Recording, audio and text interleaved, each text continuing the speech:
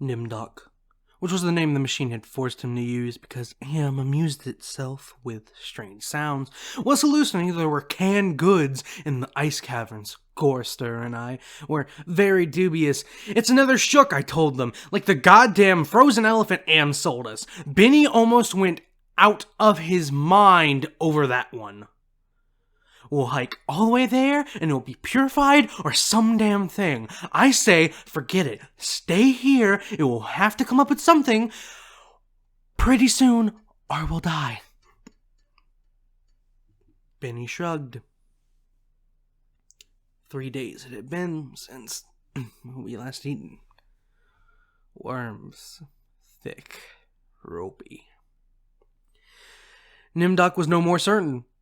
He knew there was a chance, but he was getting thin. It couldn't be any worse than there. Colder, but that didn't matter. Hot, cold, hail, lava, boil, or locust. It never mattered. The machine masturbated, and we had to take it or die. Ellen decided us. I've got to have something, Ted. Maybe there'll be some Barlett pears or peaches. Please, Ted, let's try it. I gave in easily. What the hell? Mattered not at all. Ellen was grateful, though. She took me twice out of turn. Even that had ceased to matter, and she never came. So why bother? But the machine giggled every time we did it. Loud, up there, back there, all around us. He snickered. It snickered. Most of the time, I thought as Am as it. Without a soul. But the rest of the time, I thought of it as him.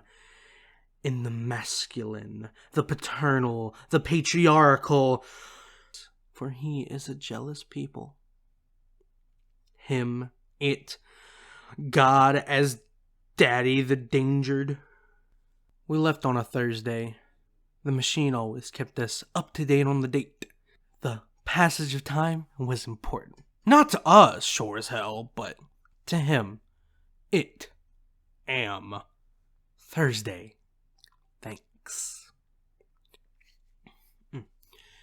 Nimdok and Gorster carried Ellen for a while, their hands locked to their own and each other's wrist, making a seat. Benny and I walked before and after just to make sure that if anything happened, it would catch one of us and at least Ellen would be safe. Fat chance. Safe. Didn't matter. It was only 100 miles or so to the ice caverns. The second day, we were lying out under the blistering sun thing. He had materialized. He sent down some manna. Tasted like boiled boar urine. We ate it. On the third day, we passed through a valley of obsolescence, filled with the rusting carcasses of ancient computer banks. Am had been as ruthless with his own life as with ours. It was a mark of his personality. It strove for perfection. Rather, it mattered killing off unproductive elements of his own world-filling bulk, or perfecting methods of torturing us. Am was as thorough as those who invented him, now long since gone to dust, could have ever hoped. There was a light filtering down from above, and we realized we must be near the surface. But we didn't try to crawl up to see. There was virtually nothing out there. Had been nothing that could be considered anything for over 100 years. Only the blasted skin of what had once been the homes of billions. There were only 5 of us. Down here, inside. Alone with Am. I heard Ellen saying frantically, "No, Benny, don't! Come on, Benny, don't, please!" And then I realized I had been hearing Benny murmuring under his breath for several minutes. He was saying, "I'm gonna get out! I'm gonna get out!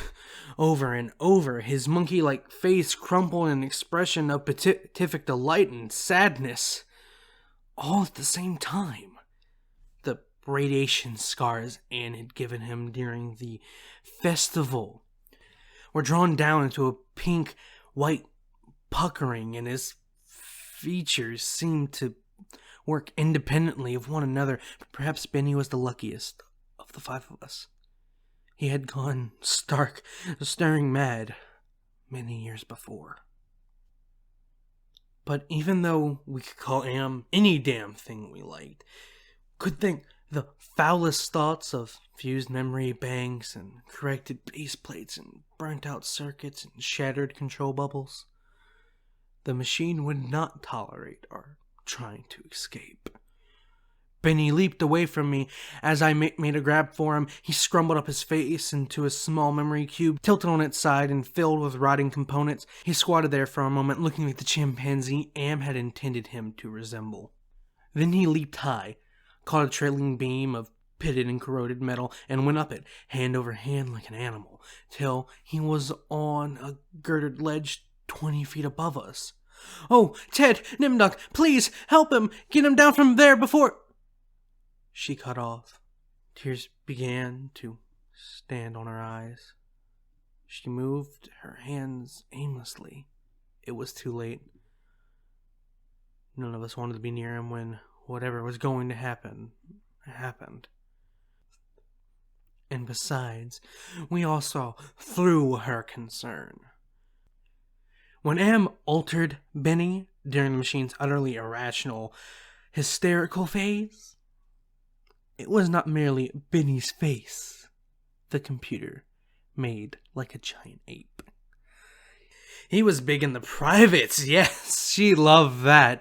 She serviced us as a matter of course, but she loved it from him. Oh, Ellen, pedestal, Ellen, pristine, pure Ellen, oh, Ellen the clean. Scum, filth. Gorster slapped her. She slumped down, staring up at the poor loony Benny, and she cried. It was her big defense, crying. We had gotten used to it 75 years before. Gorster kicked her in the side. Then the sound began. It was light. That sound. Half sound and half light. Something had begun to glow from Benny's eyes and pulsed with growing loudness and dim sonority that grew more gigantic and brighter as the light/sound increased in tempo. It must have been painful, and the pain must have been increasingly with the boldness of the light. The rising volume of the sound, for Benny began to maul like a wounded animal. At first softly, and then the dim, and the sound was muted. Then louder, as his shoulders hunched together, his back humped, as though he was trying to get away from it. His hands folded across his chest like a chipmunk, his head tilted to the side. The sad little monkey face pinched in anguish. Then he began to howl. As the sound coming from his eyes grew louder, louder and louder. I slapped the sides of my head with my hands, but I couldn't shut it out. It cut through easily. The pain shivered through my flesh like tinfoil on a tooth. And Benny was suddenly pulled erect on the girder. He stood up, jerked to his feet like a puppet. The light was now pulsing from his eyes into two great round beams. The sound crawled up and up some incomprehensible scale, and then he fell forward straight down and hit the plate steel floor with a crash. He lay there, jerked spastically as the light flowed around and around him. The sound spiraled up out of normal range. Then the light beat its way back into his head. The sound spiraled down, and he was left lying there, crying piteously. His eyes were soft, moist pools of pus like jelly. Am had boiled him. Gorster and Nimdok and myself, we turned away. But not before we caught the look of relief on Ellen's warm, concerned face.